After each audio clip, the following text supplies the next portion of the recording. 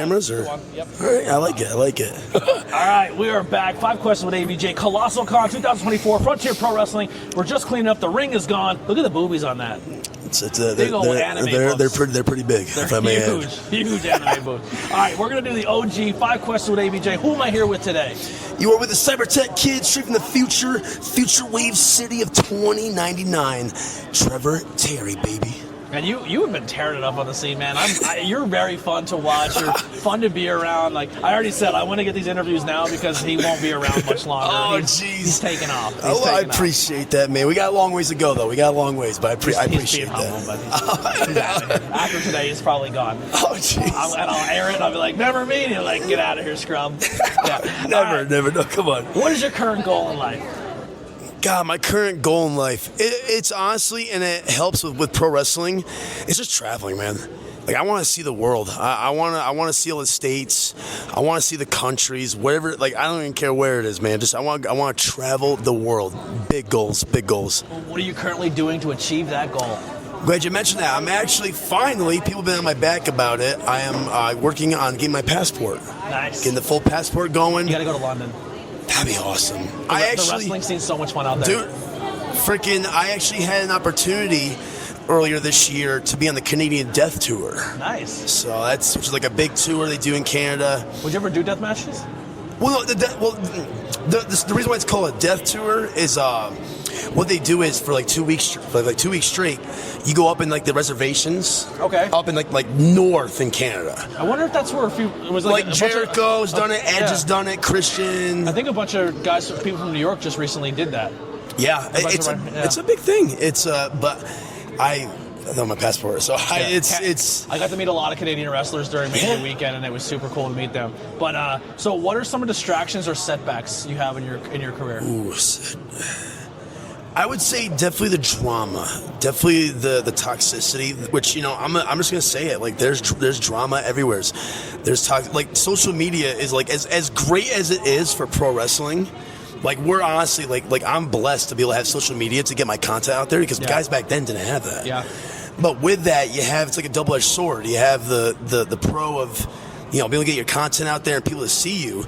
But the con is there's so much negativity. Yeah. So much hate and toxicity, and I see so much of it, and it definitely gets I'll see it, and like it plays a toll on you, man. Yeah, it's hard to hear sometimes. It's ridiculous. Who or what motivates or inspires you?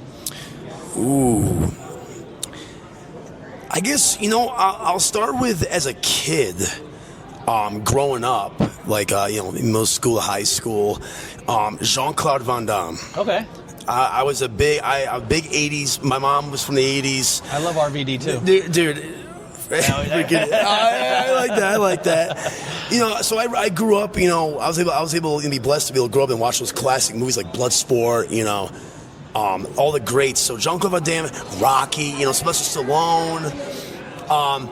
Heck, being a pro wrestling fan as a kid. Guys like CM Punk, John Cena, just absolute legends. Definitely my big inspirations. Yeah. But as of now, I don't know if you know, but Facade. Yes. I got to wrestle him on a show, and just I don't know if it was like fate to meet him, but I have been so inspired by like just his character, and you know how like over the top he is with his character is amazing. The way he conducts himself in this business, is amazing as well. He's so professional. Yes, his character is so unique. Everything he does is unique. And I remember him after I was wrestling on a show. I learned a lot from him. He was very big on, your character. You gotta be unique, and he's unique. Yeah. A lot of guys will kind of like don't like to go out of that comfort shell. So every place I've ever worked with him, he's the first in, last out. That's a fact. That is a fact. Him and Danny are the first ones in the building, and they're the last ones to leave every time. And there's not one fan that did not have a full experience with them the entire time they were there. 100%. Amazing people. He's such a good role model, and he inspires me. Yeah. In fact, I don't know if you saw, but today I had the little tape duo of him where he does like the multicolored tape and whatnot of his gear. I do that. That's my way of just homage to him. homage to him. Yeah. I like that. I don't think enough people show the love to the independent. Like a lot of people say, "Oh, I love this person on TV," and like to kind of give it back to your local independent scene is a cool thing to hear. Facade should be on TV, man. I like. He's so unique, and the whole Facade moment there. I love that, dude. I'm just gonna say it. He's really opened my eyes, and I don't want. He's blowing smoke up his ass, but like he's just a true. If you haven't heard of him or seen him, definitely check him out. Yes. What are you grateful for, and are you currently happy? Ooh, grateful for. I'm grateful for just everybody. The support I've got. Just for you, man. You're like this guy's after this is gonna be on TV and whatnot. Like just like the overwhelming support of everybody. I'm just so grateful for everybody. Even when I go to like different promotions, like when I debuted in the state of Delaware for 1CW, I was a little nervous because I didn't know anybody down there. Everybody, promoter, wrestler, talent, and once again, welcome with open arms. So that's one of the big things I'm very grateful for. Is just everybody's a big family. Everybody welcomes you, even if they don't know you. You know, so yeah, absolutely. All right, well that'll do it. 5 questions with ABJ. Where can people find and support you? Yeah, man. Right now I'm on Instagram, which is all lowercase, no spaces, Trevor.Terry.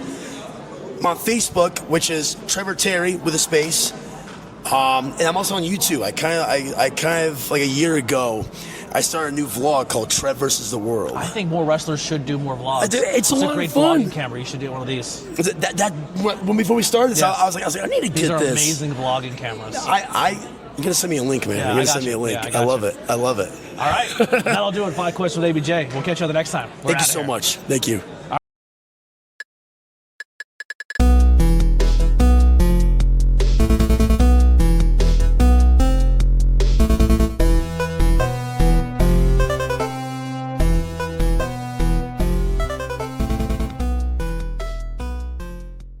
We are back. 5 questions with ABJ. Trevor Terry. Now you're very open about this. One of the things that you I don't want to say it's a hindrance or it's a negativity. I got you. But you struggle with, you have Tourette's. Yes, Tourette's syndrome. I got diagnosed when I was 12 years old. The thing with Tourette's, anybody can be diagnosed at any time. It's just one of those things. You have to be born with it. I have been diagnosed with it, and 2024, so what, like 12 years now? Was it tough, like in school and dealing with it was the worst.